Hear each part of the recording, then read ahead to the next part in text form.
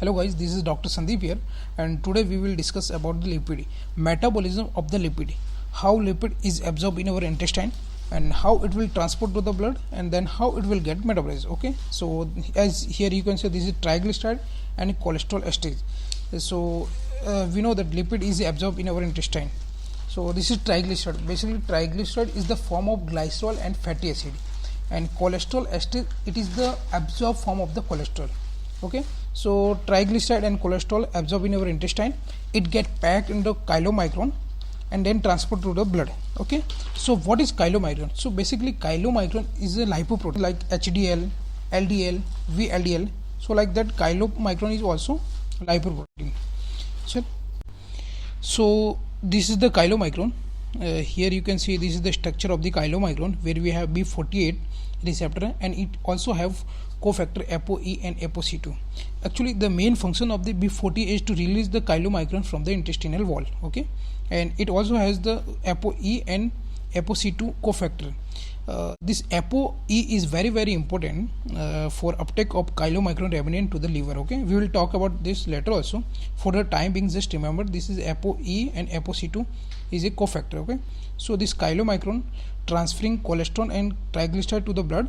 Then here you can see this chylomicron get metabolized to the chylomicron remnants. Okay, with the help of lipoprotein lipase. Okay, now this chylomicron remnant will uptake by liver with the help of ApoE receptor.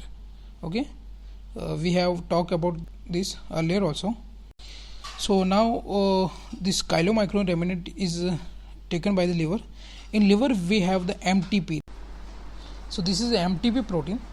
MTP stands for the microsomal triglyceride transfer protein, and the function of MTP is to transfer cholesterol and triglyceride into VLDL. Okay, so this is how VLDL is produced. Now this VLDL convert to the IDL, and then IDL is converted to the LDL. Okay, so we know that our liver has LDL receptor also. Okay, LDL, this LDL can transfer to the tissue also, and then this can be uptake by the liver also with the help of LDL receptor. Okay, so we know that our liver also have LDL receptor, and this LDL will uptake by the liver with the help of LDL receptor. Okay, so once this LDL is transported to the liver with the help of LDL receptor, now this LDL will transport it to the lysosome with the help of PCSK9. Okay, so this is the PCSK9. The PCSK9 stands for proprotein convertase caxin 9. Okay, and the function of the PCSK is to transfer LDL to the lysosome, and it also degrade the LDL receptor. Okay, so if LDL receptor is degraded, we know that the requirement of the LDL will be less to the liver. Okay, so like we know that this LDL is very bad for our health, and if there is an increased LDL in our blood, we can give this PCSK9 inhibitor. Okay, so if we give this PCSK9 inhibitor, it will not cause degradation of the this LDL receptor which is present on the surface of the liver. So we know that the receptor is more now on the surface of the liver, so it will pull this LDL from blood toward the liver. So if we talk about the HDL, why HDL is a good cholesterol? Because HDL transport cholesterol from blood to the liver.